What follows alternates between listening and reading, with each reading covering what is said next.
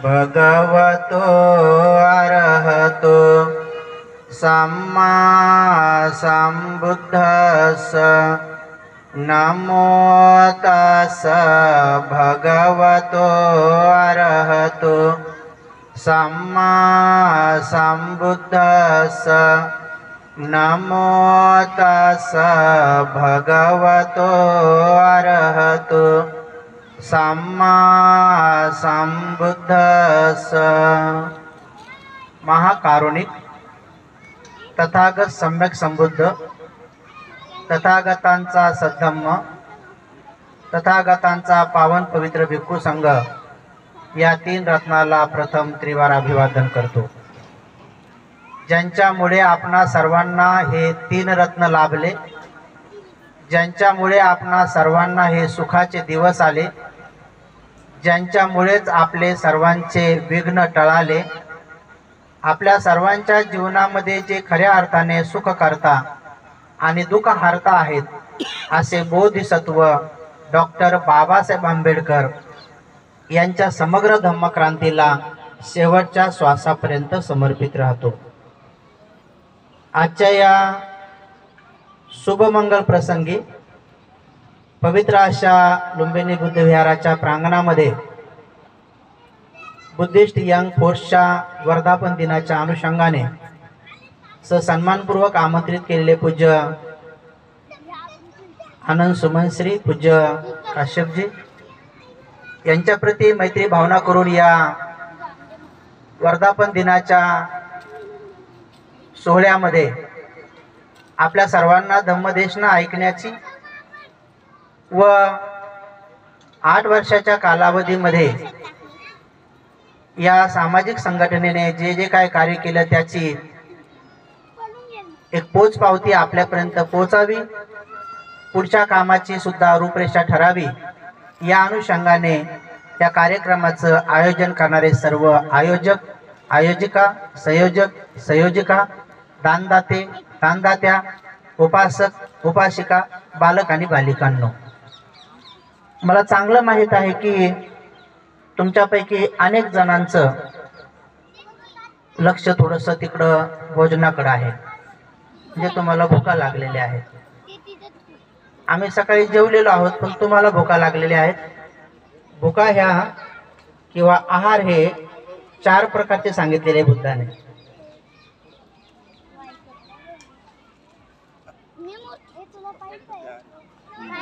एक शरीराचा आहार असतो, एक मनाचा पण आहार असतो।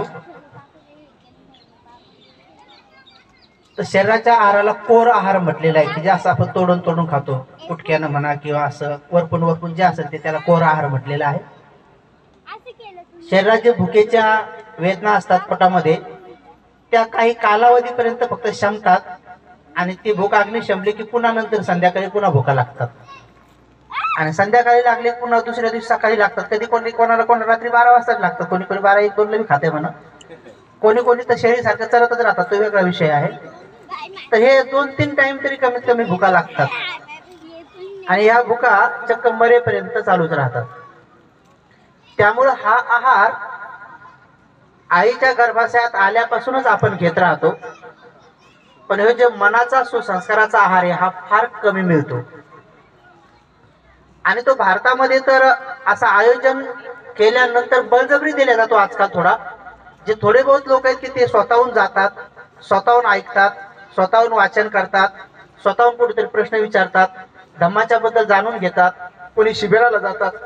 तर काहींना गोडी आहे, पण कुठं कुठं जसं आज बुद्धिस्ट यंग फोर्सनं आपल्यावर उपकार केले की चला धम्मदेशना ऐकण्याचा एक आहार तुम्हाला दिला, तो आहार तर काही दानदात्यांनी दिला, त्यांची पारमिता होईल, पण हा खरा जो आहार आहे सब्ब दानंग धम्म दानंग जिनाती। पण बुद्ध भगवान पण म्हणाले की मनाचा आहार किंवा मनाचं प्रवचन तेव्हाच कळते जेव्हा शरीरामध्ये पण आहार असला तरच कळते, नाही तर सांगणाऱ्याचा राग येणं सुरू होतो। त्याने जास्तीत जास्त सांगितलं तर असं वाटतं हे कधी कधी सोडतात।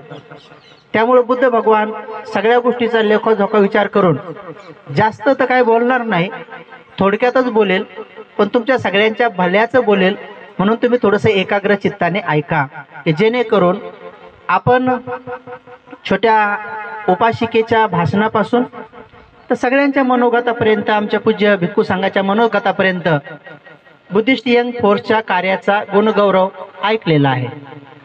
निश्चित स्वरूपात त्यांनी तसं काम केलेलं आहे, त्यामुळं साहजिकच त्यांच्याबद्दल कौतुकाचे शब्द किंवा त्यांच्या प्रशंसेचे शब्द आज त्यांनी केलेल्या कामाची पोचपावती म्हणून त्यांना मिळालेली आहे. पण मी बाबासाहेबांकडे जेव्हा बघतो आणि बाबासाहेबांचे जेव्हा भाषण पुस्तकं वाचतो, तेव्हा बाबासाहेबांकडे कोणी गेलं तर बाबासाहेब कधीच कोणाची प्रशंसा करत नव्हती. आणि तो बाबासाहेबाचा विचार माझ्यावर जास्त पडलेला आहे. कारण बाबासाहेबांकडे एक वेगळी दृष्टी होती. बाबासाहेबांकडे जर एखादा मुलगा 80% घेऊन गेला तर तो खुशीनं जायचा आणि म्हणायचा की बाबासाहेब मला 80% मार्क मिळाले, तर बाबासाहेब त्याला म्हणायचे की तिकडे बस 90 का नाही. तो बिचारा इतका नाराज होऊन यायचा, तो म्हणायचा पुढच्या वेळेस मी 90 घेऊन जाईल.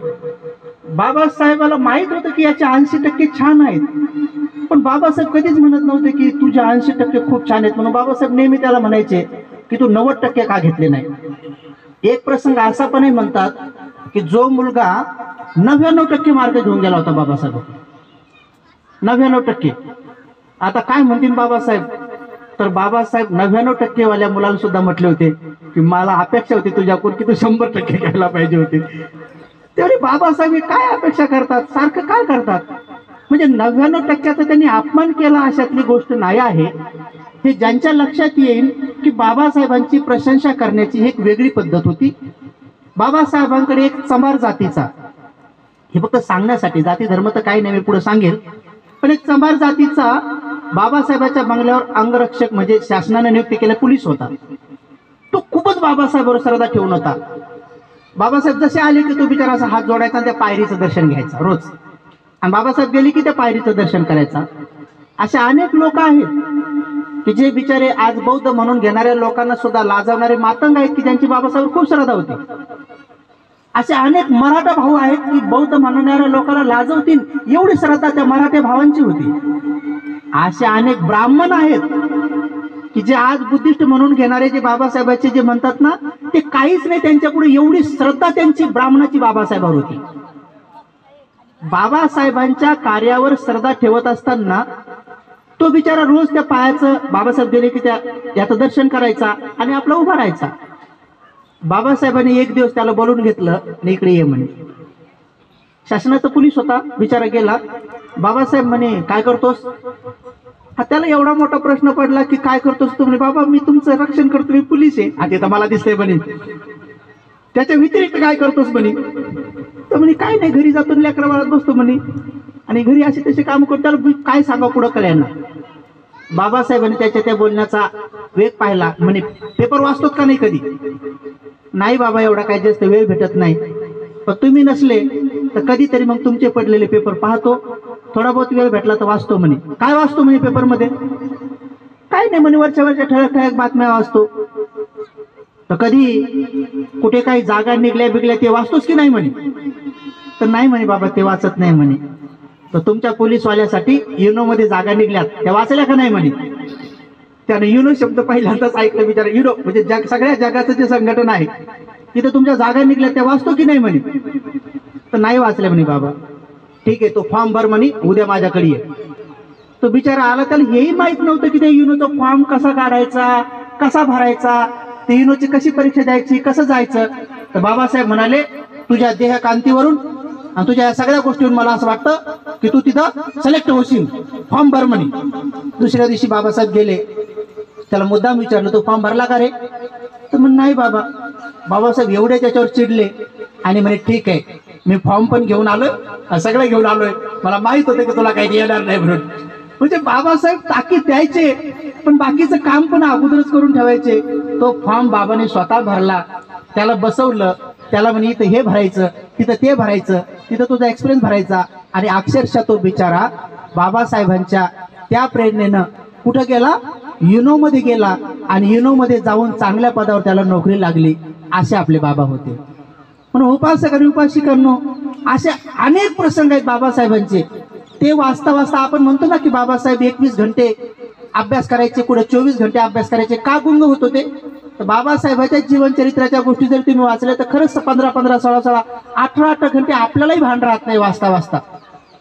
एवढं सुंदरसं त्यांचं जीवनचरित्र किंवा त्यांचा जीवनाचा हा पूर्ण प्रवास असा आहे की खरंच ते वाचल्यानंतर तर ते बुद्धाचा प्रवास वाचत होते म्हणून बाबासाहेबाला 24 घंटे कधी निघून जात होते हे कळत नव्हते. उपासक आणि उपासिकांनो, साहजिकच आहे की यांच्या नावामध्येच 3 गोष्टी लपलेल्या आहेत. बुद्धिस्ट शब्दानं ही संघटना जरी सामाजिक असली तरी ती धार्मिक आहे बुद्धिस्ट शब्दाने. आणि यंग या शब्दानं, यंगचा अर्थ असा होतो किंवा यंग म्हणजे आपण आपल्या भाषेत शरीरानं तरुण म्हणतो, पण शरीराच्या तरुणाचा अर्थ नाही आहे इथं की शरीरानं तरुण असले पाहिजे म्हणून. आपण पाहिलं आहे की अनेक असे तरुण आहेत की जे व्यसनामध्ये आहेत. ते तरुण असून पण काय फायदा आहे? पाहिलं ना, पण अनेक असे आहेत की ज्यांच्याकडे संस्कार नाहीत, त्यामुळे त्यांच्या घरादारात पण काही व्यसनाधीन लोक असल्यामुळे तिच्यातून बाहेर पडत नाहीत. तर अनेक तरुण वाया जात आहेत बिचारे. कारण माय खाती पुड्या आणि बाप पेतोय बिड्या. मग आता घरातच असं सुरू आहे, मग आता काय होईल तरी? माय खाती पुड्या आणि बाप पेतोय बिड्या, मग त्याच्या पोटी जन्मतात 2-3 अशा झांगू मॅंगू सांकाड्या. आता काय चांगले असेल? भरतच तर पोरं कशाला जन्माला देतील तरी? कारण माय पाहिली पुड्या खाऊ खाऊ माय पाहिली इल्लू मुल्लू आणि बिड्या पण बाप झाला कुल्लू मुल्लू. आता पुड्या खाल्ल्यानं कसं होणार तरी? म्हणजे पुड्या खाल्ल्यामुळं माय झाली इल्लू मुल्लू आणि बाप बिड्या पिऊन झालं कुल्लू मुल्लू, मग त्याच्या पोटी जन्मतं एखादं वानराचं पिल्लू असं. आता ते काय करणार? उड्याच मारणं इकडून तिकडून. म्हणून तुम्ही जे मध्ये मध्ये म्हटले ना की याचे पिलावलं त्याचे पिलावलं, तर माझा असा एक छोटासा सल्ला आहे की आपण ज्याने प्रेमाने जिंकले जगाला वीर असा गौतम असे. तर पहिली गोष्ट आपण थोडं प्रेमाने जिंकण्याचा प्रयत्न केला पाहिजे. गंगवणे साहेबांनी त्यांच्या प्रास्ताविकामध्ये सुंदरसं लेखाजोखा सांगितला, मी सगळं ऐकला. माझं बुद्धी का कोणाच ठाऊक की एकदा वाचलं की पाठच होऊन जाते. तुम्ही जेवढे बी बोलले ते सगळं मी सांगू, सगळे जेवढे बी बोलले जेवढे होऊ गेले ते एकदा फिट इकडे तिकडे पाहिलं तर ते फिट होऊन जाते माझ्या डोक्यात.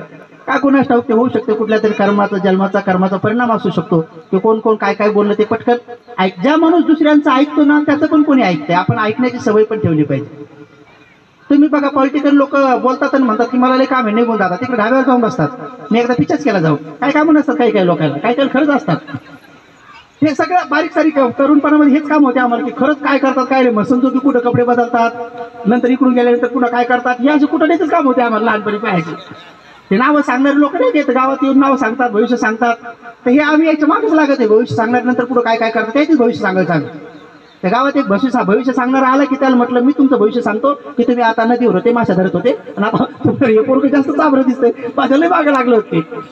तर हे सगळं कसं भानगडीतून आपण आल्यामुळं आपण एकदम गरीबातून मध्यम वर्गातून सगळ्यातून आल्यानंतर मग कळतं की खरंच काही काही लोकांना खरंच काम असतं, पण काही काही लोकांना काम नसताना सुद्धा दाखवतात काम आहे.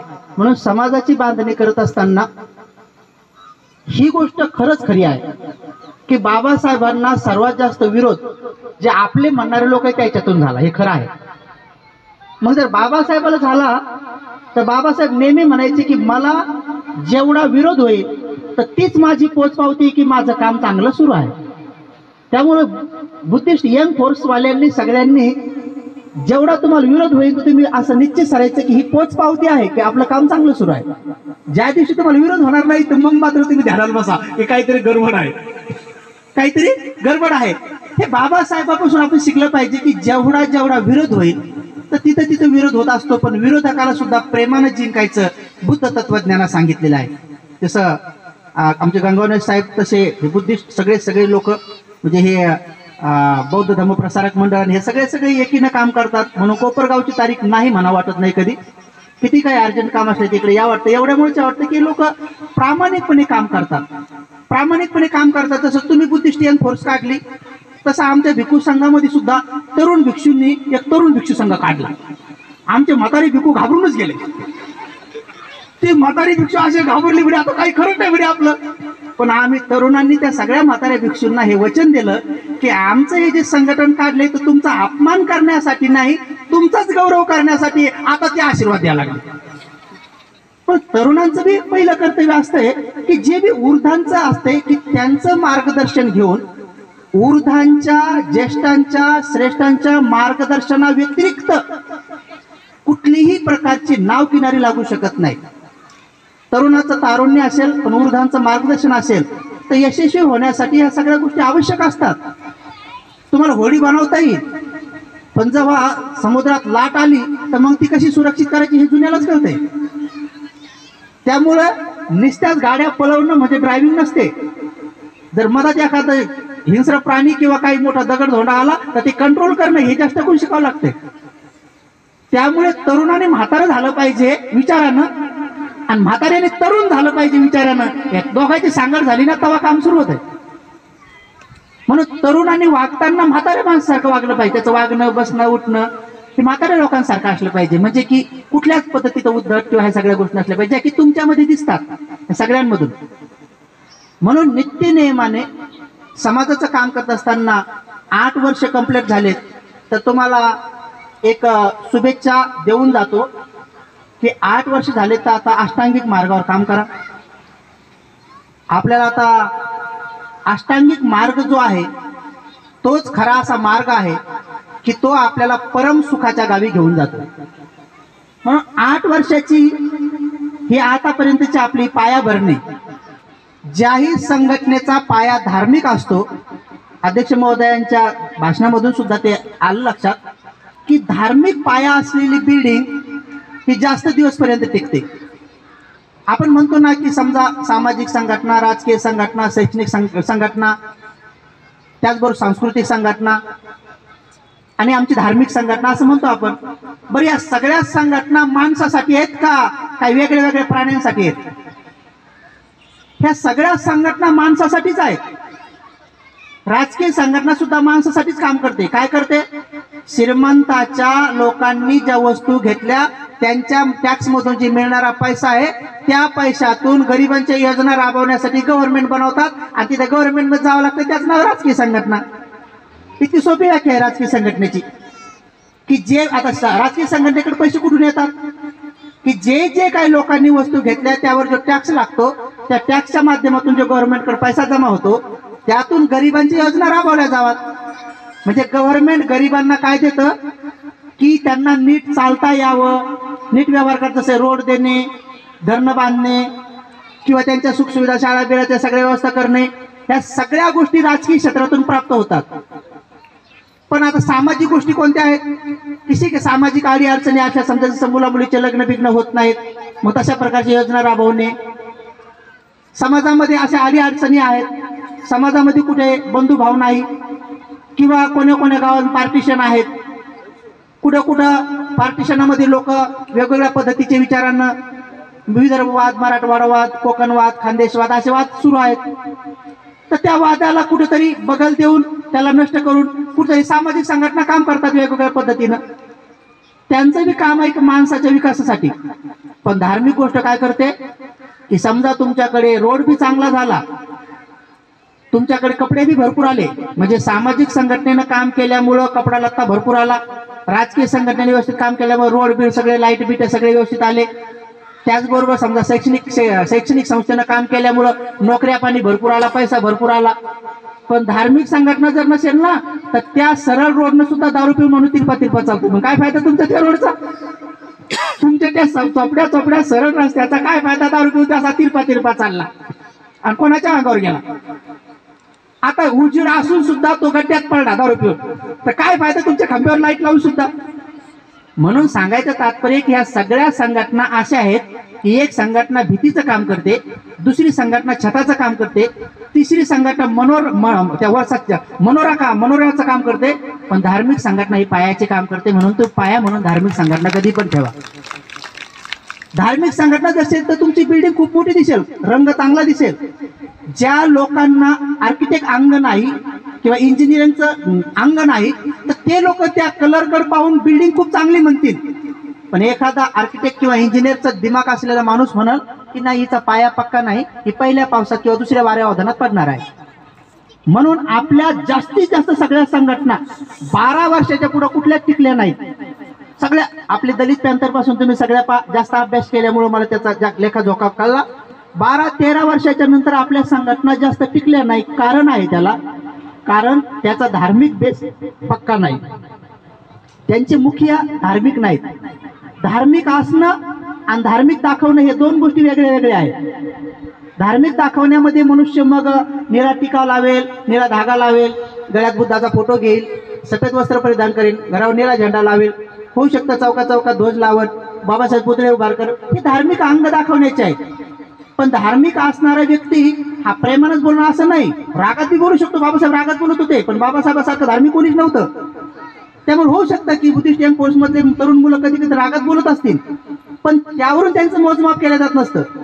माणसाचं मोजमाप जसं पातळ वस्तूचं मोजमाप लिटरमध्ये केलं जातं आणि काही काही वस्तूचं मोजमाप डझनामध्ये केलं जातं, काही वस्तूचं मोजमाप किलोमध्ये केलं जातं, काही गावांचं मोजमाप किलोमीटरमध्ये केलं जातं.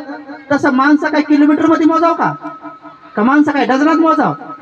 माणसं डझनामध्ये, किलोमध्ये, लिटरमध्ये नसतात मोजायचे. माणसं मोजण्याचं मोजमाप आहे पंचशील.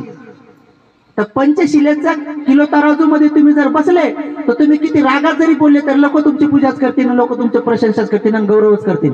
म्हणून बुद्धिस्ट यंग फोर्सनं आपलं मोजमाप पंचशिलाच्या याच्यात बसून आता अष्टांगिक मार्गावर तुम्ही चला, तुम्हाला कोणीच रोखू शकत नाही. महाराष्ट्रात काय माणसाने खूप लांबचा विचार केला पाहिजे. जगभर सुद्धा आपल्यातल्या काही गोष्टी, जगातल्या काही संघटना जर उभ्या करायच्या असतील तर त्या घेतील. आणि तुम्हाला वारसा तर भीमा कोरेगाव जवळच आहे ना.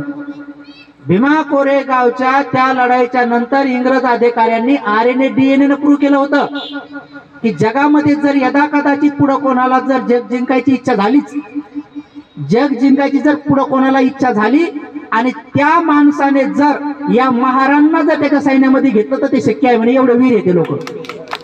ते RNA DNA प्रूव्ह झालेल्या गोष्टी आहेत. म्हणजे अशा काय तुम्ही आणि मी म्हटलेले नाही आहे, ते जागतिक लेवलवर प्रूव्ह झालेले आहेत. शौर्यही तेवढाच आहे, इमानदारी तेवढीच आहे, प्रामाणिकता तेवढीच आहे. तर त्या काळातली इमानदारी बुद्धाच्या काळापासून तर तुम्ही आतापर्यंतची इमानदारी चक्क आपल्या याच्यापर्यंत घ्या, काल परवाच्या निवडणुकीपर्यंत घ्या. तसं काल परवाच्या निवडणुकीमध्ये हा समाज प्रामाणिक आहे, इमानदार आहे, हा विकल्या जात नाही. यांच्यावर विकल्याचा ठपका लागतो, काळानुरूप होतो. परंतु जर गरज पडली तर हे लोक आपलं सर्वस्व देऊन लोकांना पुढं आणतात. जेव्हा जेव्हा सवर्ण आणि मुस्लिमांच्या लढाया झाल्या, सवर्ण लोक जर हरत असतील तर त्यांच्या महिलाच्या टिकल्या काढून घरात ठेवलेली जात आहे. जेव्हा मुस्लिम हारण्याच्या तयारीत आहेत तर त्यांच्या महिलाला टिकल्या लावून आपल्या घरात ठेवलेली जात आहे. पण दोघीलाही बहिणीसारखं वागवलेली ही जमात आहे, असं बाबासाहेब पार्लमेंटमध्ये बोलायचे. बाबासाहेब म्हणायचे आमच्या इमानदारीचं काय सांगू तुम्हाला. मी महार बॅरिस्टर आहे, गर्वाने सांगतो, कारण महाराचा इतिहास कुठंच कलंकित नाही आहे. त्यामुळे महार म्हणणं ही एक प्रकारे जरी शिवी दिली असले पण महारांचा इतिहास जरी शोधला तर कुठेही कलंकित झालेला नाही आहे. आणि आजही देश जर सुरक्षित असेल तर महार बटालियन मुळे आहे, कारण महार बटालियन ही देशाच्या सीमेच्या पहिल्या गेटवर आहे. जेव्हा जेव्हा तुम्ही जर टाइम्स ऑफ इंडिया किंवा तुम्ही जर इंग्रजी न्यूजपेपर किंवा सोशल मीडियावर काही जागतिक लेवलवरच्या बातम्या देणारे मीडिया आहेत ते जर तुम्ही कधीतरी 2-5 मिनिटं हाताळले तर तुमच्या लक्षात येईल की भारतामध्ये जेव्हा जेव्हा कधी अतिरेकी लोक घुसले तर त्याच गेटनं घुसले जिथं की महार बटालियन नाही. म्हणून अजून एकही अतिरेकी आतापर्यंत भारत स्वतंत्र झालेल्या काळात एकदाही महार बटालियन जिथं आहे तिथून एकही अतिरेकी आल्याचा इतिहास नाही. मग काहीच इमानदारीचा पुरावा द्या आणखी. त्यामुळे फोर्स ज्या असतात ना, ज्यांच्यामध्ये बुद्धिस्ट गोष्ट आहे, म्हणून इमानदार असणे, प्रामाणिक असणे, शूरवीर असणे, लढवया असणे हे आपल्यामध्ये हे सगळ्या गोष्टी आहेत. सगळ्या देशांना सामावून घेऊन पुढे जायचं आहे. ट्रेनमध्ये जात असताना मला एका माणसाने विचारलं की म्हणे महाराज तुम्ही कोण्या धर्माचे आहेत म्हणे. मी म्हणलं माणुसकीच्या धर्माचा आहे म्हटलं. हे खरं खरं सांगा म्हणे. मला खोटं खोटं थोडी सांगितलंय, खरं खरं सांगितलं म्हणलं. तर म्हणे कस काय माणुसकीच्या धर्माचं आहे म्हणे तुम्ही महाराज, म्हणून तर तुम्हाला जागा दिली म्हणलं, रिझर्वेशन माझं आहे म्हणलं. तर तुम्हाला दिला असतं उठून म्हणलं बसा म्हणलं. मग तुमची जागा आहे म्हणलं, माझीच जागा आहे बसा म्हटलं. म्हणजे माणुसकी हा धर्म तुम्ही कोणत्या जाती धर्मात पेरू शकता, पुढे तुमचा वाद तंटा भांडण कधी होणार नाही. पण सिद्धार्थ गौतमांना सुद्धा जेव्हा लढाईचा प्रसंग आला होता तर बोधिसत्व होते, ते बुद्ध बी नव्हते. लढाई बाबासाहेबांनी सुद्धा सगळ्या लढाया केल्या परंतु रक्ताचा थेंब सांडू दिला नाही. म्हणून नेहमी आपल्या सगळ्याच फोर्सने ध्यानात ठेवायचे की आपण योद्धात आहोत, पण आपली लढाई 3 अंगाने लढायची. पहिली कोणती गोष्ट आहे? पहिली गोष्ट आहे माफी मागणे. दुसरी गोष्ट असणे तडजोड बोलणी करणे, आणि मग तिसरी गोष्ट आहे बुद्धाने सांगितलेली लढाई करणे. त्या लढाईमध्ये सुद्धा पहिली गोष्ट आहे वैचारिक लढाई करणे, दुसरी गोष्ट आहे कायद्याची लढाई करणे, आणि तिसरी गोष्ट आहे सामाजिक आंदोलन करणे. आणि मग हे सगळंच नाही जमलं तर मग भीमा कोरेगाव करणे. हे लय लंबी प्रक्रिया आहे, त्याच्यामुळे ते लय लंबी प्रक्रिया आहे. आमचे गंगावडे साहेब म्हटले ना की समजा कोणी मदत पाय घातले की आम्ही त्यांचे पाय काढू, तर मला असं वाटतंय आपण पहिल्यांदा असं म्हणू की जर मदत कोणी पाय घातले तर पहिले आम्ही त्यांचे पाय धरू, असं म्हणा. ऐकलं, पहिले आम्ही त्याचे पाय धरू, आणि नाहीच ऐकलं तर त्याचे पाय आम्ही चुरू दुसऱ्यांदा. बघा आता धरून ऐकत नाही तर मग चुरू, आणि नाहीच मग ऐकले तर मग तिसऱ्यांदा धरून मुरगाळू. मग आता काय करावं, ही तिसरी स्टेप असते. तर बुद्ध तत्वज्ञान हे 3 अंगांनी जिथं जिथं सांगितलेलं असतंय. म्हणून जेव्हा चांगल्या विचाराचे लढवये छावे किंवा बाबांचे पॅन्थर किंवा जे फोर्स एकत्र येतात, पण त्यांची नैतिकता चांगली असते ना, तर बिचारे अनेक लोक त्यांच्या त्या नैतिकतेलाच घाबरतात. नेहरू सारखे आणि गांधीजी सारखे माणसं बाबासाहेबाला घाबरत होते, तर केवळ एका गोष्टीवर घाबरत होते. बाबासाहेब नेहमी नेहमी सांगत होते की हे लोक मला घाबरतात तर केवळ एका गोष्टीमुळे घाबरतात, आणि ते म्हणजे माझ्यामध्ये असलेली अपार अशा प्रकारची जी अनैतिकता आहे, ज्याला आपण शील संपदा म्हणतो, ती. आणि ती खरंच तुमच्यामध्ये असल्यामुळं, आणि विचलित होण्याचं काही कारण नाही. विरोध होत राहणार आहे, आणि शक्यतो जास्तीत जास्त आपल्यातून यासाठी विरोध होतो, कारण आपल्या लोकांना पण माहित आहे की आपले पोरं जास्तीत जास्त पहिल्यांदा गर्जनच करतात, डायरेक्ट आपल्यावर हल्ले नाही करत. त्यांना माहित आहे की आपल्यात वाद करणं बरं नाही आहे, चांगलं नाही आहे. पण बाबासाहेबांनी मात्र एक गोष्ट सांगितलेली आहे की सामाजिक कामामध्ये, सामाजिक कार्य करत असताना वारंवार चुका करणारे लोक तुम्ही झाकून पण नाही ठेवले पाहिजे. जसं दळण करताना आपण त्या दळणामधून काय बाजूला काढतो, खडे बाजूला काढतो, ते किडे बाजूला काढतो. तर बस तेवढंच काम करायचं, तुम्ही खडे जाऊ दे, ते समाजाची हवाली करून द्या. समाज खूप बघतात की हे किडे आहेत आणि हे दगड आहेत म्हणून. बस असं मात्र बाबासाहेबांनी आपल्याला अनुमती दिलेली आहे की दळणामध्ये त्यांना भरडणं नको, कारण पुढे ते आहारामध्ये प्रॉब्लेम येईल. आणि म्हणून सामाजिक संघटन करत असताना, धार्मिक बांधणी करत असताना, राजकीय दिशा देत असताना, कुठलंही संघटन असताना, राजकीय कामामध्ये सुद्धा कुठलंही धार्मिक आणि सामाजिक संघटन बाजूला नाही गेलं पाहिजे. समाजाला एक दिशा पण दिली पाहिजे. म्हणून बाबासाहेब म्हणतात की एखादा राजकीय पक्ष जरी असेल पण त्याचा पाया जर धार्मिक असेल तर त्या पक्षाला चिरकालपर्यंत राज्य करता येतं. आणि त्याचं उदाहरण म्हणून बाबासाहेबांनी एका ग्रंथामध्ये 2रा लुई आणि 7वा लुई या दोघांचे नाव वर्णन केलेले आहे. तो ग्रंथ तुमच्या वाचनात आला नाही आला माहित नाही, पण एका ग्रंथामध्ये बाबासाहेबांनी सांगितलं जगामध्ये सर्वात जास्त राज्य जर कोण केलं असेल तर 2रा लुई आणि 7वा लुई या दोघांनी राज्य केलेलं आहे. ह्या दोघांनी जगावर जास्त राज्य करत असताना ते फार मोठा विकास केला होता आणि फार चांगले काम केले होते, म्हणून त्यांनी जास्त दिवस राज्य केलं असं नाही म्हणे. कारण ते दोघंही पोप होते, आणि ते दोघं पोप असल्यामुळं, ख्रिश्चनाचे धर्मगुरू असल्यामुळं लोक डोळे झाकून धार्मिकतेने त्यांना मतदान करत होते. म्हणून बाबासाहेब म्हणतात की मी सगळ्या धर्माचा आणि राजकीय गोष्टीचा अभ्यास करून अंतिम या विचारावर पोहोचलो की ज्यांची पार्टी धार्मिक असेल तर ते जास्तीत जास्त राज्य करतील. म्हणून बाबासाहेबांनी आपले RPI धार्मिक बनवली होती.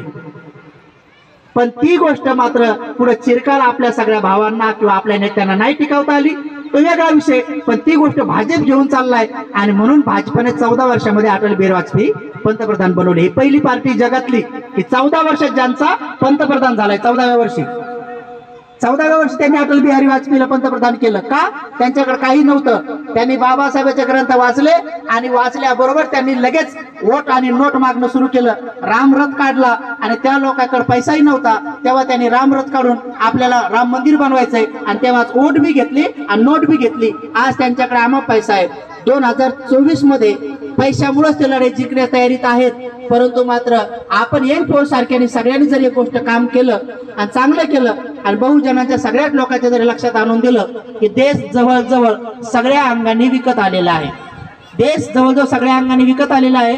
चोक्सी असतील, मल्ल्या असतील, किंवा नीरव मोदी असतील, किंवा जेवढ्यांची ही लिस्ट आहे, या लोकांना ज्या कालावधीमध्ये भारत देशातून पळवून लावलं, तर पेपरमध्ये सगळ्या बातम्या दिल्या की यांनी भारताचं धन लुबाडलं, पळवलं म्हणून. परंतु तुम्ही जर पार्लमेंट मधले तेव्हाचे बिल जर पाहिले तर तुमच्या लक्षात येईल की तेवढ्या 1 वर्षाच्या कालावधीमध्ये जवळजवळ 10 ते 15 बिल यांनी राष्ट्रपतीच्या सहीनिशी सँक्शन करून घेतले. त्यात एक सर्वात मोठं बिल पास करून घेतलं आणि ते म्हणजे आतापर्यंत भारताच्या कुठल्याही पक्षाला विदेशाचा फंड घेण्याचा अधिकार नव्हता. यांनी पहिले हे आपल्या देशाचे पैसे घेऊन पळवले आणि तेव्हाच बिल पास केलं की कोणत्याही पार्टीला आता विदेशी फंड घेता येईल. हे पळवलेले पैसे त्यांनी फंड म्हणून घेतले. ही गोष्ट मी फार तेव्हा सांगितली बघा, जेव्हा ही घटना घडली ना. अनेक लोक म्हणतात की या गोष्टी कशा कळतात, फक्त आम्हाला राजकीय अंग नसल्यामुळं त्या गोष्टी तेवढ्या व्हायरल होत नाहीत आणि तेवढ्या लोकांपर्यंत जात नाही. पण अनेक गोष्टी मी फार अगोदरच सांगतो आणि बहुतेक 4-5 गोष्टी ते या कोपरगावच्या स्टेजवरच सांगतो. मला वाटते तुमच्याकडे 2-4 गोष्टी मी तुला सांगितलेले पुढे काय काय होणार आहे. चुकून भुकून जर 2024ला जर भाजप आली तर त्याचं पहिलं बिल कोणतं येणार आहे हे बी मला वाटतंय मागच्या प्रवचनात सांगितलं होतं मी. भारतीय संविधान बदलणं एवढी सोपी गोष्ट नाही आहे. आपण युनोचे मेंबर आहेत. युनो या देशाचं हे संविधान सोडून दुसरं कुठलं संविधान मानायला तयार नाही. पण भारतीय संविधान मात्र अंतर्गत जे कलम बहुजनाच्या कल्याणाचे आहेत, महिलांच्या विकासाचे आहेत, ते कलम मात्र ते असे फुसके करणार आहेत. जसं आंधळी गृहांनी लय दिवस शेंगदाण्याला आणि बदामाला हात लावत नाही आणि मुंग्या आतून खाऊन घेते ते टकर राहतात, तसं ते टकराळू करून टाकणार आहे. ज्या कलमाने तुमचं कल्याण होणार आहे तुम्ही लक्ष जर दिलं नाही तर ज्या कलमामुळे तुमचं भलं होणार आहे फक्त तेवढे कलम ते असे फुसके करून टाकणार आहे. जसं की आतून शेंगदाणे खाल्लेले मुंग्याने वरून टकर राहतात आणि मग कधीतरी गृहिणीला असं वाटतं की पोहे करावं आणि शेंगदाणे घ्यायला जाते सगळे टकर माय मुंग्याने खाल्ले म्हणतात. मग तुम्ही काय करत होते बाई एवढे दिवस? तुम्ही पाहायचे होते तुमचे शेंगदाणे, तुमचे बदाम तुम्ही काऊन नाही पाहिले? आता टाकायला गेले तर फुसके निघले. म्हणून आपण राजकीय जेव्हा इलेक्शन असतं, स्थानिक लेवल असो का विधानसभेत असो का पार्लमेंटचा असो, तेव्हा तुम्ही जागृत या फोर्सनं असो का भारतीय या बौद्ध प्रसारक मंडळ असो, सगळ्या लोकांनी जागृतीचं काम करणं गरजेचं आहे. याचा बुद्धी सोसायटी सगळ्यांनी काम करणं गरजेचं आहे. याचा काय फायदा माहिती तुम्हाला?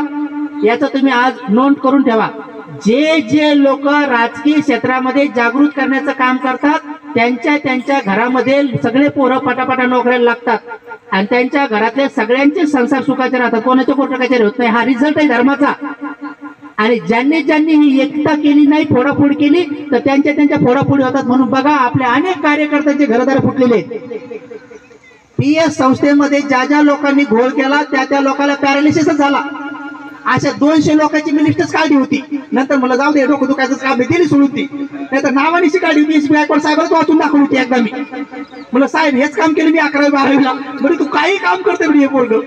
लिस्टच काढली होती की कोणा क्लर्क सहित काढली होती. इथपर्यंत आपल्या शेगावकर साहेबांना बी अटॅक आला, कारण ते बाबासाहेबाच्या खुर्चीवर बसले होते. ती खुर्ची कधी कोणाला बसता येत नाही. बाबासाहेबाच्या बाजूला दुसरी खुर्ची आहे त्याच्यावर बसता येते, पण जिच्यावर बाबासाहेब बसले ती सन्मानपूर्वक बाजूला ठेवलेली आहे. म्हणून आजही त्या भूमीमध्ये किंवा आजही त्या गोष्टीमध्ये तसे धर्माचे तरंग आहेत, तसे धर्माचे वेऊज आहेत, तसे धर्माचे प्रकंपन आहेत, तसे धर्माची ताकद आहे. म्हणून तुम्ही पक्का विश्वास ठेवा धम्मावर की तुम्ही जे काही काम करसाल त्याची पोचपावती यथाकथाची समाजातून नाही मिळाली तुम्हाला. बुद्धिस्ट यंग फोर्सला यथाकथाची काही अज्ञानी लोकांनी तुमची प्रशंसा नाही केली, पण निसर्ग धम्म तुमची प्रशंसा निश्चित करेल. आणि जेव्हा तुम्ही तुमच्या घरादारातले सुख पासाल, जेव्हा तुमचे व्यापार व्यवसायातले सुख पासाल, जेव्हा तुमच्या सामाजिक उन्नतीची गोष्टी पासाल, जेव्हा तुमचं आरोग्य पासाल, की मग तेव्हा तुमच्या लक्षात येईल की माझ्या आरोग्याचा लाभ, माझ्या एकतेचा लाभ, माझ्या सगळ्या घरादाराचा सगळ्या उन्नतीचा लाभ किंवा मुलं बाळ. कधी आपण समाजामध्ये इतर लोकांवर छाप टाकू शकतो, पण घरातले लेकरं कधी आपल्याला परेशान करतात. नाही तर समजा एखादा मनुष्य बाहेर सगळ्या महिलांना चांगली दिशा दाखवू शकतो, पण घरातल्या बायकोला सांगू शकत नाही की टीव्ही पाहू नको म्हणून. ती म्हणते मुकेश बसावा तिकडे, ते तुमचं तिकडे भाषण म्हणतात. इथं अवघड होऊ शकतं कधी. म्हणून हे जे गोष्टी असतात ते ह्या सगळ्या जगताना सांभाळून घेत असताना की तुम्ही बौद्ध धर्माचे संस्कार तुमच्या नावातच बुद्धिस्ट यंग फोर्स आहे आणि आशा आहे म्हणून तर भिक्खू संघ तुमच्या पाठीशी सदोदित एक मैत्री भावनेनं आशीर्वादानं पुढे असतो.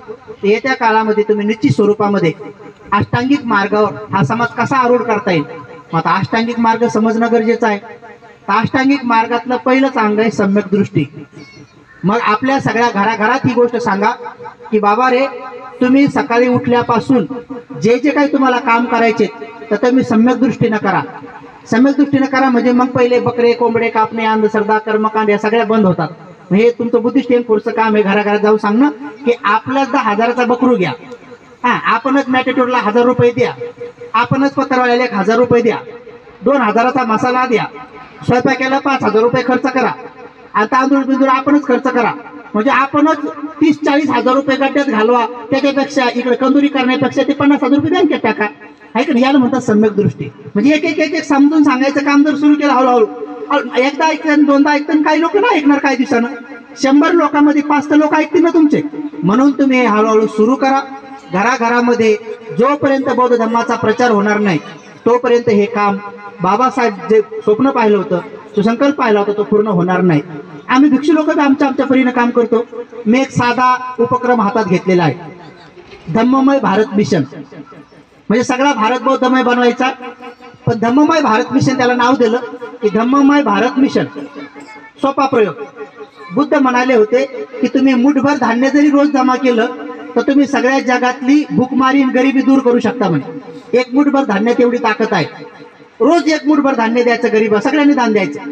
एवढं धान्य जमा होतंय. विचार करा की समजा बौद्ध लोक पूर्ण महाराष्ट्रामध्ये 10-5 कोटी आहेत सध्या. 9 कोटीचा राजा दयाळूदाता वामनदाता गाणं म्हणलं होतं. म्हणजे याचा अर्थ 9 कोटी असं ना, आपण वामनदाता येडे थोडी होतं, 1च कोटी होते 9 कोटी गाणं म्हणायला. 9 कोटी असतील ना म्हणून गाणं म्हणलं असं का, 9 कोटीचा राजा दयाळूदाता माझा, तेव्हा असतील. आता जास्त तर वाढले असतील ना. तर आपण विचार करा, महाराष्ट्रातल्या एवढ्या कोटी लोकांनी जर रोज एक मुठ भर दिलं तर एवढे कोटी धान्य जमा होते रोज. महाराष्ट्राचं संघटन सुरू केलं पाहिजे एकदा, मग भारताचं नंतर होईल. तर एवढं मोठं होऊ शकतं जर आपण एक जिल्हा जरी घेतला एका भिक्षूच्या माध्यमातून, तर एक जिल्हा एक मुठभर धान्य जरी जमा केलं तर एवढं धान्य जमा होतंय. आणि बाबासाहेब काय म्हणतात, फक्त 1 रुपया दान. जर 1 रुपया जरी दान सुरू केला तर समजा आपल्या अहमदनगर जिल्ह्यामध्ये समजा 1,00,000 बौद्ध जरी जोडले आपण, 1,00,000 बौद्धांनी रोज जरी 1 रुपया दिला तर 1,00,000 रुपये एका दिवसाला दान जमा होऊ शकतंय. महिन्याला 30 लाख आणि वर्षाला 365 लाख रुपये जमा होतात. कोणत्या मंत्र्याकडे एवढे 365 लाख सांगा बरं? म्हणून आपणच आपले मंत्री, आपणच आपले खासदार, आपण आपले आमदार, आणि मग ते लोक नंतर व्हिजिट द्यायला येतात. शासनाचे पैसे घेऊन नये अशातली गोष्ट नाही, निश्चित घ्या. शासनाची किंवा कुठलेही अनुदान घेऊ नये अशी गोष्ट नाही. पण विकण्याची प्रक्रिया जी आहे की दारू पिऊन मतदान विकणे जेवढं घातक आहे तेवढंच बुद्धाची मूर्ती घेऊन मतदान विकणे तेवढंच घातक आहे. रिझल्ट काय, दुसरं काय? दारू पिऊन बी मतदान विकल्याच गेले आणि बुद्धाची मूर्ती बी घेऊन मतदान विकल्याच गेले. शेवटी रिझल्ट काय आला? भारतीय संविधान बजावणारे लोक ते जाऊन बसतील. म्हणून नेहमी ध्यानात ठेवलं पाहिजे की बाबाच्या हक्काचा आहे. अरे आपल्या लोकांना 13.5% जे रिझर्वेशन म्हणतो ना आपण, त्याच्यामध्ये हक्काचाही तुमच्या शासनाचा कोणताही अर्थमंत्री येऊ, त्या अर्थमंत्र्याला तुम्ही 13% बजेट बाजूला काढणारं संघटन बनवा, त्यांना ते ठेवाच लागणार आहे. आणि त्यामध्ये तुमच्या वाट्यावर जे येणार 3 ते 4% आहे, त्या 4% मध्ये खूप मोठी उन्नती होते, काय साधं सुद्धा नाही ते. पण शिक्षणावरलं बजेट मोदी गव्हर्नमेंट आल्यापासून शिक्षणावर बजेट सगळ्यात कमी झालंय, याच्याकडे कोणाचं लक्ष नाही आहे. म्हणून बुद्धिस्ट यंग फोर्सला ही पण एक सूचना आहे की उद्या निवेदन तयार करा, 2-4 वकील लोक व्यवस्थित जमा करा, शिकले सवरले लोक सोशल मीडियावर काढतील की या मोदीच्या काळातले जेवढे बी बजेट आहेत आतापर्यंत शिक्षणावरचे बजेट काय आहेत. इनोला पत्र लिहा, कारण सध्या पर्याय दुसरं नाही. इनोला पत्र जर गेलं, तुम्हाला माहिती आहे का की ख्रिश्चन एका नर्सवर अन्याय झाला होता, तर 1 घंट्याच्या आत त्यांना निकाल द्यावा लागला. का त्याला निकाल माहिती का? जगातल्या सगळ्याच ख्रिश्चन राष्ट्रांनी आपल्या भारताला पत्र पाठवलं आणि कॉल केले आणि तुमच्या सोबतचे सगळे व्यवहार आम्ही तोडून टाकू म्हणजे 1 घंट्यात त्या नर्सवर कोण बलात्कार केला हे जर नाही कळलं तर 1 घंट्याच्या आत देशाला माफी मागून कळवावं लागलं. आपण अजून युनोपर्यंत बुद्धिस्ट राष्ट्रापर्यंत गेलोच नाही. म्हणून आपलं कर्तव्य आहे. आम्हाला भिक्षू लोकांना 2-3 गोष्टी करता येत नाही, आम्हाला सांगता येते, आम्हाला कोर्टात जाता येत नाही, आम्हाला बऱ्याच गोष्टी करता येत नाही, परंतु ते सांगता येते. तिथपर्यंत कधी अनेक लोकांनी मी फॉर्म भरून देण्यापर्यंत मी काम करत ते कसं करता येतं, काय करता येतं. म्हणून यंग फोर्सनं जर सुरुवात केली तर महाराष्ट्रातल्या जेवढ्या बी संघटना आहेत तुमच्या लेवलच्या त्या सगळ्या जागृत होतील. आणि जसे सगळ्या लोकांनी पत्र पाठवून, सगळ्या लोकांनी त्या टायमामध्ये टेलिग्राम पाठवून, जो गोलमेज परिषदेमध्ये प्रॉब्लेम झाला होता, राऊंड कॉन्फरन्स मध्ये प्रॉब्लेम झाला होता, कारण तिथं 2-2 जण उभे राहिले. गांधीजी म्हणे की नाही मी चालू आहे म्हणे प्रतिनिधी म्हणून, आणि ते तर म्हणे आम्ही आंबेडकराला बोलवलंय. पण गांधीजीने असा धुमाकूळ केला तिथं की नाही म्हणे सगळ्या दलितांचा नेता मीच आहे म्हणे. तर तिथं त्यांना प्रश्न पडला की नेमकं कोण आहे. तर तेव्हा बाबासाहेबांनी तुरंत हैदराबादचे जे म्हणतो आपण प्रति आंबेडकर त्यांना कॉल केला टेलिग्राम, आणि त्याला म्हणे अरे एक प्रॉब्लेम झालाय म्हणे की आमच्या दोघांमध्ये कोण आहे. जवळच तुमचे टेलिग्राम येत नाहीत म्हणे तवरच या लोकांना खरं पटत नाही. तर तेव्हा अनाडी आपल्या लोकांनी लाखो टेलिग्राम पाठवून बाबासाहेबांना घोषित केले की आमचे लिडर बाबासाहेबच आहेत म्हणून. मग त्या काळात त्या अनाडी लोकांनी ही गोष्ट कळती की तिथे इंग्लंडच्या गोलमेज परिस्थितीत पाठवा म्हणून साधी साधी 2 शब्द. हे कसं कळलं, बाबासाहेबांनी तिथून लिहूनच पाठवलं त्याला. अरे म्हणे असंच लिहायला सांगितलं म्हणजे ते कळणार नाही म्हणे कोणाला काय लिहायचं म्हणून. 2च वळी लिहावं लागत होत्या. 2 वळीमध्ये जेवढं लिहिलं की अनेक लोकांनी भाकरी घेऊन आपल्या भाकरी घेऊन 10 गावाला गेले आणि 10 गावामधून ते सह्याची मोहीमच राबवली. आणि एवढ्या करोड लाखो सह्या गेल्या तिथं. तेव्हा इंग्रज अधिकारी म्हटले की नाही नाही नाही नाही या सगळ्यांचा नेता हे बाबासाहेबाचा आहे. आणि तेव्हा दुसरी कॉन्फरन्स बाबासाहेबांनी गाजवली. आणि मग तिथे बाबासाहेब म्हटले की आम्ही गुलामांचे गुलाम कसे आहोत. आणि मग बाबासाहेबांनी सगळ्याला फोडून सांगितलं आणि the problem of the rupees जेवढे एका ग्रंथाने इंग्रज पळून लावले. म्हणून ह्या भारतात इंग्रज आणले तर 500 महाराणीच आणले. भारतात इंग्रज आणले तर 500 महाराणीच आणले. काहून आणले की सिद्धनाथाचं त्यांनी ऐकलं नाही. सिद्धनाथ त्या मीटिंग मध्ये बसले आणि मीटिंग मध्ये एकच शब्द विचारला त्यांनी की जर आम्ही पेशव्यांच्या बाजूने लढलो तर आमच्या गळ्यातलं मटकं आणि पाठीचा झाडू जाईल का म्हणे. मायबाप म्हणून बोलला बिचारा. बायबाप आमची काही इच्छा नाही म्हणे, फक्त हे गळ्यातलं मडकं आणि पाठीचा झाडू हे शोभत नाही हो म्हणे. कारण लढवय होते ना, फसलेल्या म्हशीला असं उचलत होते ना, एवढे ताकते होते ना, तरी गुलाम सारखे वागत होते. म्हणून एवढीच मागणी केली की मायबाप जर आम्ही तुमच्या बाजूने लढलो, इंग्रजाला जर हाकलू लागलं तर आमच्या गळ्यातलं मटकन पाठीचं झाडू जाईन का म्हणे. आम्हाला सामाजिक दर्जा काय मिळत. तर त्यांनी उत्तर दिलं की तोच दर्जा राहील म्हणे तुमचा, कारण ईश्वराचा आदेश आहे म्हणे. आणि म्हणून मग तो तलवार आपटून तिथून निघून आला आणि मग सांगितलं सगळ्यांना की आपण इंग्रजाच्या बाजूने लढू. आणि म्हणून ते 500 वीर 28,000 सवर्णाला जे हरवल्याचे इतिहास आहे ना, एकाच्या वाटेवर 56 आले. म्हणून आपण म्हणतो ना आता जा तुझ्यासारखे 56 पाहिले आपण म्हणतो ना, आता म्हणतो. पण आता 56 नाही बरं, आता तसं नाही कोणी, आता 2-4च गारद करतील. त्यामुळे तसं आता सगळ्याची गरज आहेत. काही शूरवीर लढावे. म्हणून आता आपण कलमची लढाई जी आहे ती कलमची लढाई लढा. आणि असे संघटना खरंच प्रत्येक जिल्ह्यात जाऊ द्या. 2 गावांनी जे बोलवले वेळ न लावता लवकर तिथं जा. कारण स्वागत करणं, धावपळ करणं, धडपड करणं, प्रत्येकाचं ऐकून घेणं, प्रत्येकाला 2 गोष्टी आपल्या प्रेमाने सांगणं हेच संघटनेचं काम असतं. आणि बाबाचं हे कार्य असंच तुम्ही अविरतपणे पुढे चालू राहू द्या. आणि सदोदित शैक्षणिक गोष्टीकडे जास्त तुम्ही लक्ष राहू द्या. कारण शिक्षणाचा जो वरचा प्रवाह आहे तो वरचा प्रवाह बंद करण्याचं ठरवले या गव्हर्नमेंटनं. या गव्हर्नमेंटचं लक्षात आलं की यांचं रिझर्वेशन आपण बंद करू शकत नाही. रिझर्वेशन बंद करणं सोपं बी नाही. मग काय करायचं, तर वरून शिक्षणाचे दरवाजे जे आहेत ना ते क्लोज करायचे. म्हणजे या लोकांना शिक्षणच भेटलं नाही पाहिजे. मग कारकुनी पेशा यांना तयार होईल. म्हणून अशा प्रकारचं खाजगीकरण करून ज्या मेन आणि मोक्याच्या जागा आहेत तिथं डिप्लोमे, तिथले वेगवेगळ्या प्रकारच्या डिग्रीज या सगळ्या त्या प्रायव्हेटला दिल्यात. जेणेकरून तिथं तुम्ही जाऊन एज्युकेशन मागणार नाही. ज्याच्याकडे पैसा आहे तेच जातील. पण तुम्ही आता एक काम करा, आपल्या सगळ्या पोरापोरींना मोबाईलवर जपानचं ॲप डाउनलोड करा. जपानी भाषा शिकवा.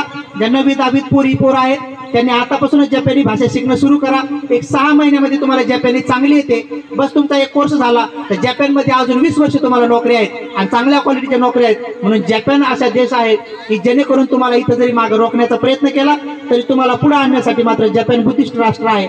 म्हणून आपल्या पोरापोरींना जपानी शिकवण्याचा प्रयत्न करा. कुठला बी एक कोर्स करू दे त्यांना फक्त. आणि तुम्ही ऑनलाईन जरी फॉर्म भरला तर जपानमध्ये तुम्हाला नोकऱ्या आहेत. तिथं जपानमध्ये नोकऱ्या लागण्यासाठी 3 गोष्टी आवश्यक आहेत. 1 बुद्धिस्ट असल्याचं सर्टिफिकेट असलं पाहिजे. 2 तुम्हाला जपानीज आली पाहिजे. आणि 3 तुम्ही ती डिग्री प्राप्त केली पाहिजे. म्हणून तुम्ही बुद्धिस्ट सर्टिफिकेट आमच्याकडून घ्या, भारतीय महासभेकडून घ्या, जिथून मिळेल तिथून घ्या. आणि दुसरी गोष्ट की तुम्ही जपानीज शिका. तोडकी मोडकी जरी ऑनलाईन पुरती आली तर 2 गोष्टी तुमच्याकडे असल्या तर नाही तर मोदी आणि योगी या दोघांनी करोडो बुद्धिस्ट असल्याचे सर्टिफिकेट तिकडे दिलेले आहेत. आणि तिकडं ऑलिम्पिक स्पर्धा आहे आता, त्या ऑलिम्पिक स्पर्धेमध्ये 1 लाख इंजिनियर भारतातून पाहिजे त्यांना. तर त्या 1 लाख मध्ये तुमचे किती जातात माहित नाही. मोदीने आणि योगीने पाठवण्याचे प्रयत्न सुरू केलेत. 38 उद्योजक, मग ते उद्योजक गेलेत, नाही तर त्यांना ही गोष्ट पटली असती. 38 उद्योजक मोदी साहेब जेव्हा घेऊन गेले जपानला, त्यात एकही बुद्धिस्ट नव्हता. त्या सगळ्याकडे फक्त बुद्धिस्ट सर्टिफिकेट होते. आणि 5,000 करोडचं जे बजेट इकडे त्यांनी आणल्यानंतर अयोध्येसाठी तर केवळ त्यांच्या बळावरच आणलं. आणि नंतर जपानकडून आम्हा पैसा मोदी साहेबांनी आणला. आणि ती बिचार वाराणसी दिली सोडून आणि काशी सुधरून घेतली. म्हणून आपण हे बी डॉक्युमेंटरी पुढे चालून तुम्हाला जर प्रूव्ह करायचं काम पडलं, कारण जग हे डॉक्युमेंटरीवर पाहते. मी श्रीलंकेत गेलो तेव्हा मला भंतीजी म्हटले की तुझ्या सगळ्या गोष्टी मला पटतात, पण तुम्हाला डॉक्युमेंट आणून दाखव. मी जपानचा सोर्स मोदीचा बंद करतो म्हणे.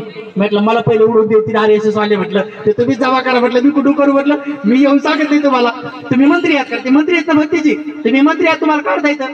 ते मला म्हणाले मला 2-3 इंजिनियर पोराची ओळख करून दे भारतातून म्हणे, मी सगळं करतो म्हणे, आणि मग नंतर फक्त मला डॉक्युमेंटरी येऊ दे. म्हणून बुद्धिस्ट यंग फोर्स जे सोशल सिस्टीमला कोणाला भयभीत होण्याची गरज नाही, आमचं एक लिमिट आहे म्हणून तुम्हाला सांगत आहे. आणि म्हणून तुम्ही ते एक काम करा की हा बौद्ध राष्ट्रातून येणारा चुकीचा पैसा जो बौद्धांचा हक्काचा आहे. भारतामध्ये तुम्हाला माहित आहे का की बौद्ध राष्ट्राच्या किती कंपन्या आहेत? तुमच्या घरामध्ये कावासाकी, हिजावा, हुंदाई, ह्या सगळ्या कंपन्या जपानच्या कंपन्या आहेत. आणि या सगळ्या कंपन्यांचे 2% जी गोष्टी आहेत ना, तिच्यात भिक्षूचे शेअर आहेत. 2% जो नफा आहे त्यावर तुमच्या बहुजनांच्या योजना राबवायचा पैसा आहे. तर तो 2% कमी नाही, तो 2% अरबो मिलियन आहे. अरबो मिलियन मध्ये तुमच्या महाराष्ट्रातल्या सगळ्या बौद्धांचे घर 3 मजले होतात एवढा पैसा पडेल आहे. तो सगळा RSS तिकडे पडतात. म्हणून तिथेही थोडंसं हे करा. बिचारे आपले गरीब लोक दाट कमी तरी चालते, तिथं पडेल आहे आवडली. म्हणून तुम्हाला तो एक सोर्स सांगून टाकतो. आणि जेव्हा काही तुम्हाला मेडिकलचं काम करायचं असेल तर जगात मेडिकलचा मोठा फंड बौद्धांचा पडलेला आहे. म्हणून तेही काम करा की जेणेकरून होऊ शकतं की उद्या तुम्हाला काम करण्याला चांगली उभारी मिळेल, भरारी मिळेल. आणि मग तुम्ही मात्र पगारावाले फोर्स नंतर सुरू करा. कारण पगारवाले लोक सुरू करावं लागतात.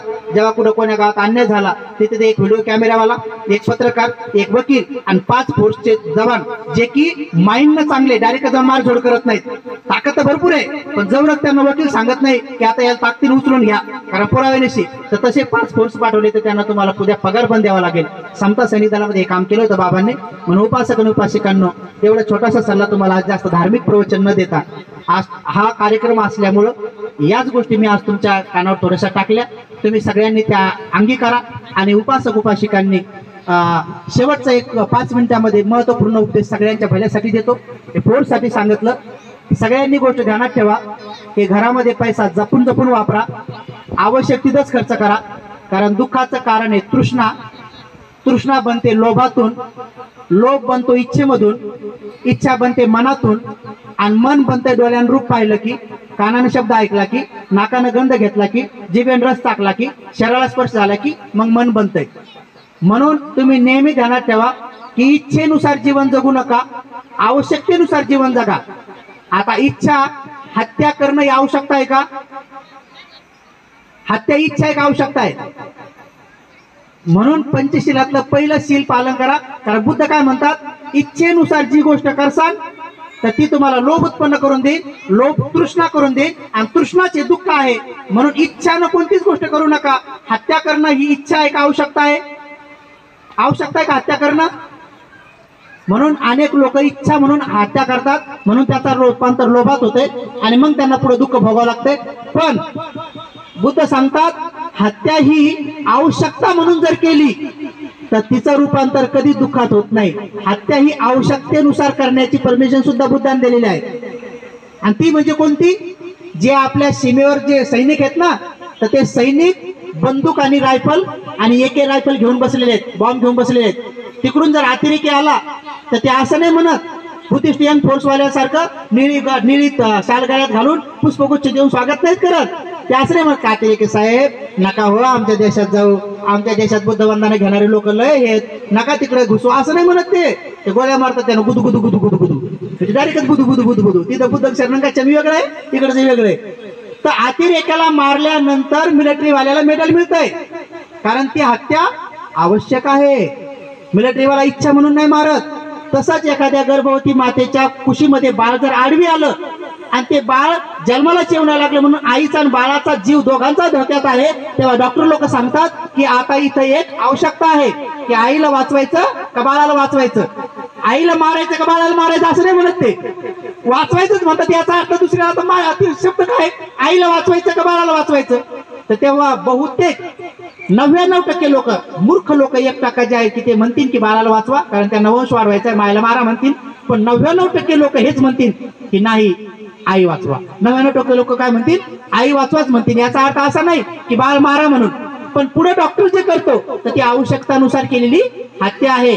जर बाळ एखाद्या आईच्या पोटात खराब झालं पण ते जीवित आहे आणि ते बाळ प्रस्तुती होऊ शकत नाही, त्या आईला मारणार आणि स्वतः मारणार आहे, तर अशा टायमामध्ये त्या बाळाला आवश्यकता आहे मारणं, ती इच्छा नाही आहे म्हणून. पण मात्र मुलगी होणार आहे म्हणून तिला मारणं हे महापाप आहे. मुलगी नाही पाहिजे आम्हाला म्हणून इच्छा आणि आवश्यकता आहे. लक्षात घ्या की इच्छा काय आवश्यकता काय आहे. म्हणून भूक लागली तर जेवण करा ही आवश्यकता आहे, पण जेवणामध्ये लगेच मटणच पाहिजे हे काय आवश्यकता आहे? ही तर इच्छा आहे. मग इच्छाचं रूपांतर होते लोभात आणि लोभाचं होते तृष्णेत आणि तृष्णा हे दुःखाचं कारण आहे. म्हणून दारू ही इच्छा आहे, आवश्यकता आहे, इच्छा आहे. आणि पाणी आवश्यकता आहे म्हणून पाणी प्या, दारू नका पिऊ.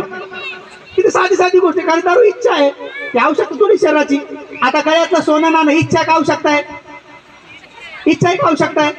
म्हणून तुम्ही जास्त पैसे इच्छेवर गुंतवले, तेवढेच 50,000 रुपये तुम्ही जर बँकेत टाकले असते किंवा पोरापुरीच्या नावावर टाकले असते तर 14 वर्षानंतर त्या शिक्षणात काम आले असते. पण तुम्हाला दाखवा वाटतं ना गळ्यातलं हे बाई बघवा 7 पीस हे ते दाखवा वाटतं आपल्याला. दाखवायचे पैसे चालले 100-200 रुपये चहा पाजावं लागतोय ना. म्हणून आपल्या घरामध्ये एवढ्या वस्तू इच्छा म्हणून आहेत. तुमच्या घरात अनेक लोकांच्या घरात इच्छा म्हणून आहेत. तुमच्याकडे लाखो रुपये पडून असते. मला सांगा कपडे किती आवश्यक आहेत? एका महिलेला 5 साड्या आवश्यक आहेत. तसं तर 2 साड्या झाल्या तर समजा, पण सध्याच्या घडीला कारण आपल्या स्वाभिमानाने जीवन जगायचंय तर 2 भारीवाल्या, 2 हलक्यावाल्या आणि 1 समजा घरगुती कामावाली, अशा 5 साड्या आवश्यक आहेत. कोण महिला हातवर करा बरं, तुमच्याकडे फक्त 5च आहेत. सगळ्याकडे 50च्या पुढेच आहेत, 20च्या पुढेच आहेत. मग याला काय म्हणतात? इच्छा. आता बघा 5 साड्या आवश्यक होत्या, 5 पुढे ज्या 25 घेतल्यात, त्या 25 साड्या 1-1 हजाराची जरी म्हणलं तर 25,000 रुपये गुंतवले. त्या 25ला ठेवायला 5,000चं कपाट गुंतवलं. त्या 25ला नंतर प्रेसला 1,000ची प्रेस घेतली. नंतर त्याला घडी ते पावडर टाकावं लागतंय. ते पावडर म्हणजे तुमचे 50,000 रुपये नुसत्या इच्छेनुसार साड्यात गुंतवले. तेवढेच पैसे जर तुम्ही एखाद्या बिझनेसवर गुंतवले असते तर दर महिन्याला 500 रुपये आले असते. म्हणजे याला म्हणतात दुःख. कसं असतंय? गरिबी हे दुःख आहे. पण गरिबी कोण ओढवली? अज्ञानानं ओढवली. म्हणून तुम्ही आता पण अजून पण वेळ गेली नाही. तुम्ही घरामध्ये 5 रुपये का होत नाही अशा ठिकाणी पैसे गुंतवा. सोन्या नाण्यात जास्त गुंतवू नका, थोडेच राहू द्या. सोनं असू द्या पण थोडंच असू द्या, जास्त नाही पाहिजे. कारण सोनं हरवलं तर दुःख होते, सोनं लुटलं तरी दुःख होते, सोनं खराब झालं तरी दुःख होते. एक बाई जेवायला बसली, गुलाबजामू खाणार तेवढं तिची मैत्रीण म्हणे कानातलं कुठे माय हो, आणि कुठे गेलं आणि बाई हो. पोरग म्हणे गुलाबजामू खा, फेक तिकडं. कानातले गेले, त्याला गुलाबजामू खाऊ वाटत नाही. कानातले गेल्यावर जीवच लागत नाही. म्हणजे माय नवरा मारतो का काय काय भेटत संध्याकाळी, जीव लागत नाही माणसाचं एकदा का गेल्यानंतर. म्हणून सोनं थोडं असू द्या पण सोन्यासारखे लेकरं घडवा. तुमचं सोनं सोन्यासारख्या पोरायला घडवण्यात जाऊ द्या. सोन्यासारखे लेकरं जर उद्या घडले आणि ते जर समजा बिचारे सावलीत काम करू लागले किंवा देश विदेशात विमानात जाऊन काम करू लागले तर ते तुमच्या मेल्यानंतर सुद्धा फोटोला हार टाकून म्हणतील की आमचे मायबाप खूप चांगले होते. आणि जर आपण समजा हे नाही केलं, धन कमवून ठेवलं आणि संस्कार नाही दिले तर लेकरं बिचारे बिघडून जातील. म्हणून लेकरं चिवरात शिकवा. थायलंडमध्ये पोरगण पोरगी 7 वर्षाचे झाले की लगेच भिक्षुला देऊन टाकतात. एकही पोरगण एकही पोरगी घरी शिकत नाहीत. 7 वर्ष झाले की विहाराला दान देऊन टाकतात. 15-15, 20-20 वर्षे पोरं शिकतात, चांगल्या नोकरीला लागतात, मग चिवर काढतात, लग्न करतात आणि अर्धा पगार त्या सेंट्रलला देतात जिथं शिकले ते. तोच धम्ममय भारत मिशन प्रोजेक्ट मी सुरू केलाय की सगळ्याच पोरांना आपण चिवरात शिकवू. बस 1 रुपया दानामधून सुरू केलाय. तुम्ही 1 रुपया दान द्यायचा, रोज वर्षाला 365 रुपये द्यायचे. मी 1 रुपया प्रोजेक्ट 2च वर्षापासून सुरू केला. या 2 वर्षामध्ये लोकांनी मला 27 लाख रुपये दिले. मी पगोडा तयार केला 27 लाखाचा. 27 लाखाचा औरंगाबादला पगोडा तयार केला आणि त्याच्यावर सोन्याची छत्री बसवली. 8-10 किलो सोनं दान दिलं लोकांनी, सोनं ओरिजिनल सोनं. 8-10 किलो सोन्याची छत्री बसवली, त्याचं उद्घाटन केलं आणि या 2च वर्षात 7.5 एकर 90 लाखाची जमीन विकत घेतली. 7.5 एकर 90 लाखाची जमीन पण विकत घेतली. आता तिचं DPR पण झालाय, लेवलिंग पण झाली. मला वाटतं काल NA झालाय. आता लवकरच तिथे एक शाळा, एक हॉस्पिटल आणि एक मेडिटेशन सेंटर उभं राहणार आहे. म्हणून तुम्ही पण 1 रुपया दान देणं सुरू करा. आपल्या भागातल्या भंतीजीला 1-1 हजार द्या, मला फक्त 1च रुपया द्या. आपल्या भागातल्या भंतीजीला 2-2 द्या, किती येऊ द्या. पण मात्र मला 1 रुपया द्यायचं विसरू नका. मुठभर धान्य 1 रुपया आणि पुढे चालून पोरं पोरी सगळे दान करा.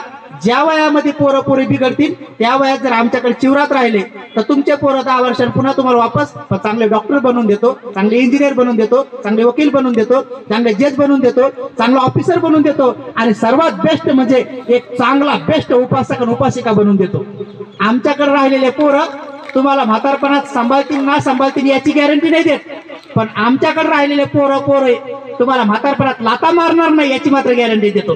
ते तुम्हाला कसे ते लाता मारणार नाही, कारण त्यांना पाया पडायची एवढी सवय लागून जाईल की ते कधीच मायबापाला लाता मारणार नाही.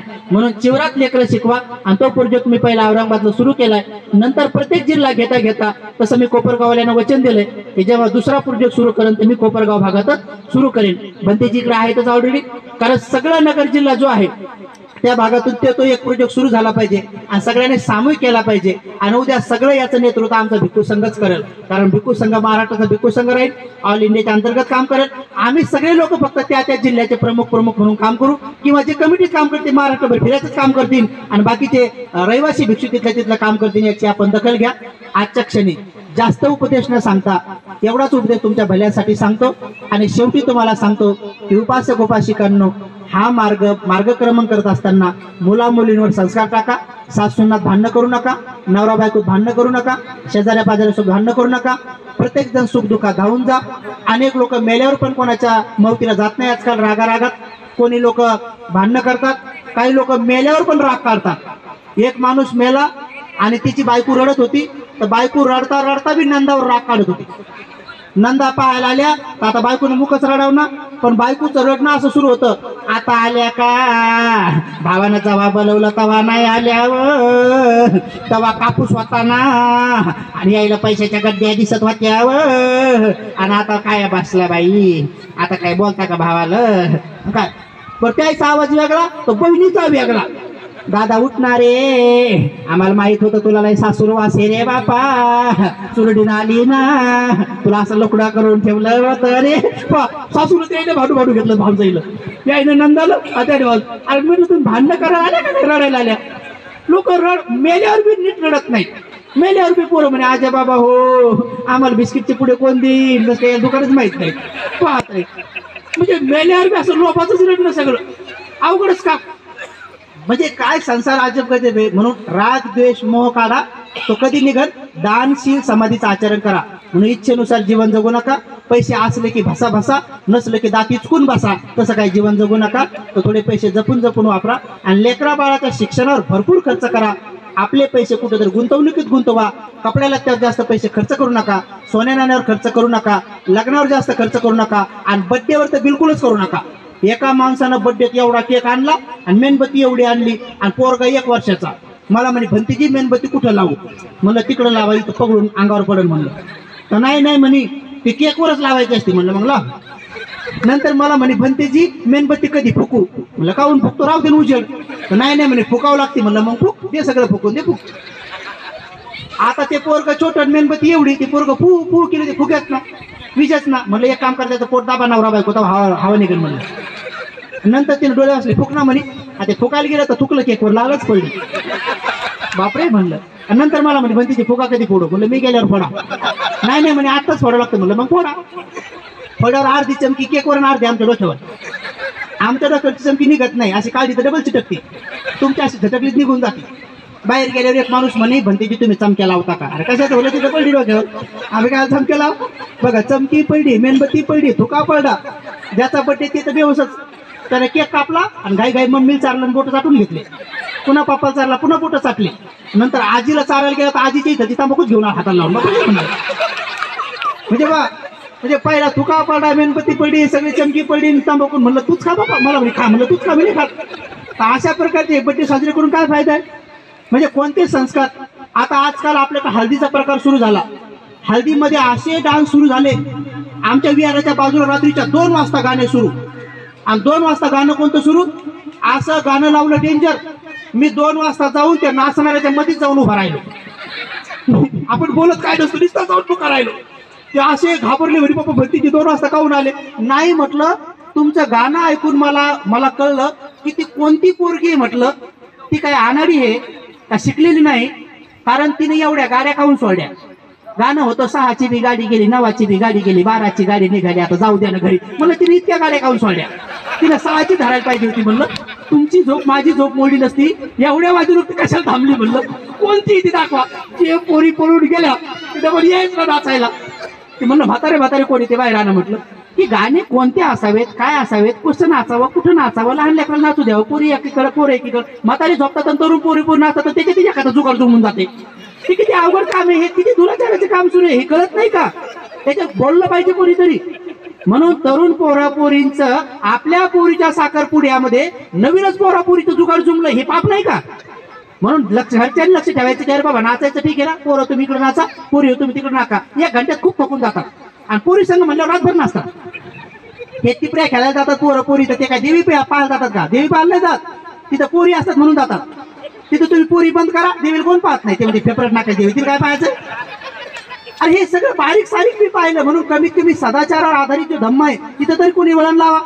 म्हणून हे लग्न कार्यामध्ये ठीक आहे की आनंद साजरा करू द्या, नाचू द्या थोडं बहुत, पण कसं नाचावं, कोणत्या गाण्यावर नाचावं?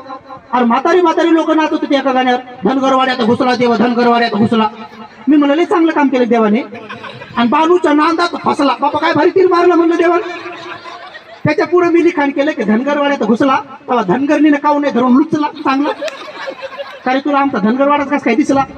आणि संध्याकाळी घरी आल्याबरोबर धनगराने काऊ नाही धरून चपला चांगला. म्हणजे कोणते गाणे म्हणा काही कळत नाही. बिचारी ती लता मंगेशकर मेली, आता काय करा, मेली ती मेली, बिना लग्नाचीच मेली. काऊन की बाबासाहेब एक गाणं नाही म्हणलं म्हणून मेली बिना लग्नाची. आपण म्हणलं गाणं कोणतं, अवॉर्ड भेटलं तिला कोणत्या गाण्यावर? दे रे काना दे रे चोळी आण लुगडी. आता याचा अर्थ काय? म्हणजे काना बाप्पा गेल्यात तिकडे, गौरणी तिकडे आंघोळीला गेल्यात ना, तिकडे गेल्यात. आणि त्या गौरणीचे कपडे घेऊन झाडावर जाऊन बसले, पायाचा हात देव. देवाचे हे काम आहेत का? देवाचे काय? आता बघा देव धनगरवाड्यात घुसला, देवाने घुसाव का सन्मानाने यावं? आता आम्ही साधे बनतीची तुम्ही फुलं टाकत आणले, देवानं असं यावं का नाही? असं कुठं घुसून असतो त्याचं काय काम आहे का देवाचं? म्हणजे लोकांना काही समजायलाच मार्ग नाही की असं कसे उलटी काम आहे देवाची. तर देवाचं हे काम आहे का की जिथं गौरणी आंघोळीला गेल्यात त्याचे कपडे घेऊन झाडावर जाऊन बसाव, का जिला कपडे नाही त्याला आणून द्यावं? उलटे काम धरले देवाने सुद्धा. म्हणजे देव गेला आणि झाडावर जाऊन बसलाय कपडे घेऊन. आता मी म्हणतो खेड्यापाड्याकडे बाथरूमी नाहीत, महिला जिकडे आंघोळ करतात तिकडे लहान लेकराला जाऊ देत नाही अजून पण. टाकव्या तुटव्याचे तुराट्या ताराट्याचे आपल्या बाथरूम आहेत बिचाऱ्या, पण महिला आपल्या लावून भजून बिचाऱ्या त्या ताटव्यात आंघोळी करतात. याला म्हणतात शील संपदा. जर लहान पोरग चाललं तरी घरचे लोक म्हणतात, एक बट्ट्या एक काट्या तिकडे जाऊ नको, तिकडे ताई आंघोळ करते, तिकडे बाई आंघोळ करते. म्हणजे लहान लहान लेकराला जिकडे महिला आंघोळ करतात तिकडे जाऊ देत नाही आपण. एवढा मोठा घोडमा देव करत नाही का? गवळणी तिकडे आंघोळी करतात ना देव, तिकडे कशाला गेले याचा आठवण? बरं गेलं ते गेले कपडे घेऊन झाडावर जाऊन बसले, झाडावर जाऊन त्याला मागू लागले दे रे काना. आता हे कडे म्हणजे अवघडच काम आहे, या देशात विचित्र काम आहे. म्हणून आपण ध्यानात ठेवा कसे गाणे म्हणा. आई माझ्या लग्नाची, बाबा माझ्या लग्नाची, का तुम्हाला पडली घाई, पाठी पेन्शन नाही मला, माझं वय काय झालं नाही, असं गाणं जुनं होतं. म्हणजे मला शिकू द्या. आता ते गेलं बाजूला, आता नवीन गाणं आहे, मला लगीन करावं पाहिजे. आणि दिसावा तो कसा पण दिस, म्हणजे कसा बी दिस, त्याच्या नाकात तसे मूड बाहेर आले असं, पण मला लगीन करावं पाहिजे. हे काय गाणे? अरे काय गाणे म्हणा, कोणते म्हणा, हे तर कळलं पाहिजे. म्हणून लेकरांवर संस्कार टाका आणि आपलं मंगल करून द्या. पुन्हा एकदा तुम्हा सर्वांना त्याच शुभेच्छा. बाबासाहेब जे म्हणत होते, जे जे काम तुम्ही आतापर्यंत केलंय त्याचं अभिनंदन तर आहेच आहे, पण पुढे अनेक कार्यांचे तुम्ही हातात घ्या. आणि विशेष रूपानं पुन्हा एकदा कौतुक, ती छोटी उपासिका जी मगाशी भाषण देऊन गेली, साक्षी कासारे, तर असे लेकरं घडवा. कारण लहानपणी जे लेकरं बोलके असतात, धम्माच्या एक एक गोष्टी त्यांना माहीत होऊन जातील.